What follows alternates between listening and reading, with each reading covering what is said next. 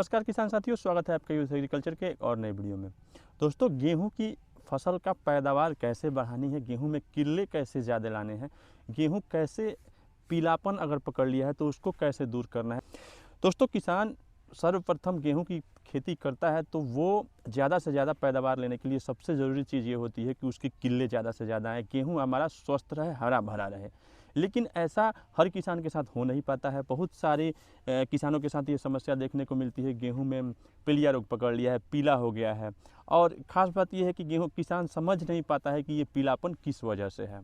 तो पीलापन खास करके कई कारणों से गेहूं का खेत पीला पड़ जाता है। एक तो जिंक की कमी की वजह से, दूसरी समस्या ये होती है कि अगर हमने पहली सिंचाई की, पानी ज़्यादा जमा दिया तो पानी ज़्यादा जम जाने की वजह से भी गेहूं में पीला पड़ जाता है। तीसरी, अगर खेत में फॉस्फेट की कमी है या फिर नाइट्रोजन की कमी है, यानी कि यूरिया और डाई की कमी है, तब भी हमारे खेत में पीला पड़ता है। तो किस वजह से पीला पड़ रहा है ये हम कैसे जानेंगे? सबसे पहले हमें गेहूं में पानी जब छोड़ना है तो कम छोड़ना है। अगर हमने ज़्यादा पानी छोड़ दी है, गेहूं में पीलापन हो गया है, तो ये हमें समझ लेना चाहिए कहीं कहीं अलग अलग जगहों पे अगर गेहूं में पीलापन हुआ है, जैसे कि जहाँ जहाँ पे पानी का जमाव हुआ होगा वहाँ पे गेहूं पीला पड़ गया होगा, तो वो जब नमी खेत से कम होती है तो वो ऑटोमेटिक वो फिर से हरा हो जाता है। नहीं तो हमें उस जगह पे या फिर पूरे खेत में यूरिया देते समय उसके साथ में सल्फ़र की कोटिंग कर देनी चाहिए। सल्फ़र से गेहूं फिर से हरा भरा हो जाता है। दूसरी बात यह है कि अगर गेहूं की फसल को देखते हैं, अगर ये ऊपरी सतह जो होती है, ऊपरी सिरा जो होता है, ये अगर पीला दिखाई दे तो हमें समझ लेनी चाहिए कि इसमें हमें जिंक की डिफिशियंसी है, जिंक की कमी है। तो यूरिया के साथ में प्रथम यूरिया की कोटिंग करते समय ये मस्ट है कि हम यूरिया के साथ में कुछ मिलाएं या ना मिलाएं, जिंक जरूर मिलाएं।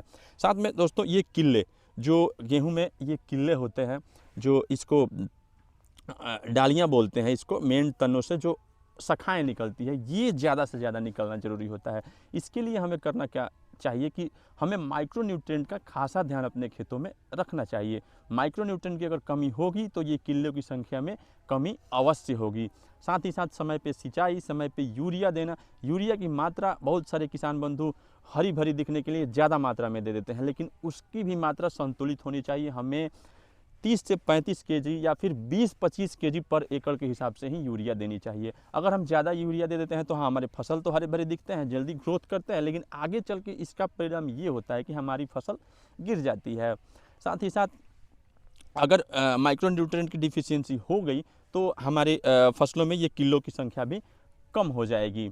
आप देख सकते हैं कि मैंने अपने खेत में कौन कौन से खाद का प्रयोग किया। इसमें हमने प्रयोग में लाया है जिंक का, जो जिंक एक हाई जिंक है, सृष्टि मल्टीप्लेक्स की जिंक आती है।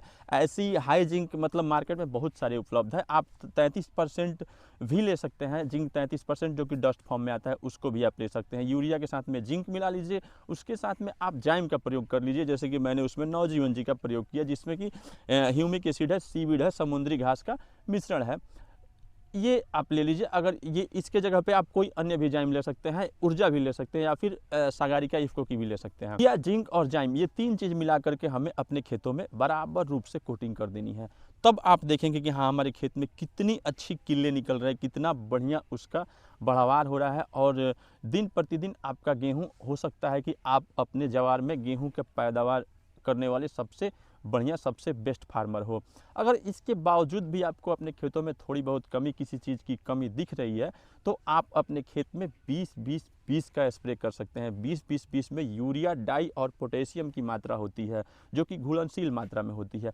तो इसका स्प्रे कर देने से हमारे खेत में यूरिया, डीएपी और पोटेशियम तीनों की मात्रा संतुलित रूप से हमारे खेत में पत्तियों के माध्यम से जड़ों तक पहुँच जाती है, और इससे हमारे खेत हरे भरे हो जाते हैं, साथ ही उसमें किल्ले ज़्यादा आते हैं। तो इस प्रकार से अगर हम खेती करेंगे तो हमारा पैदावार सबसे बेस्ट होगा। अगर हो सके तो 20-20 के साथ में हमें कोई अच्छी माइक्रो न्यूट्रिएंट, जैसे कि हम मल्टीप्लेक्स का अगर एग्जांपल लें तो क्रांति आती है। दूसरे कंपनीज़ में हमें एग्रोमिन देखने को मिलती है, एरीज में, जो कि काफ़ी सस्ती और अच्छी दवा है। इसका प्रयोग ऐसे माइक्रो न्यूट्रिएंट का स्प्रे हमें अपने खेतों में कर लेनी चाहिए। तो इस हिसाब से आप गेहूँ की अगर खेती करते हैं तो काफ़ी कारगर होगा, वो आपके पैदावार में काफ़ी बड़ा अंतर पैदा करेगा। तो जानकारी को काफ़ी ज़्यादा से ज़्यादा शेयर जरूर करें, चैनल को सब्सक्राइब, वीडियो को लाइक जरूर करें, और जानकारी शेयर करने से अदर किसान तक भी ये जानकारी पहुंचती है और उनको भी मदद होता है। तो मिलते हैं अगले वीडियो में, तब तक के लिए नमस्कार, धन्यवाद।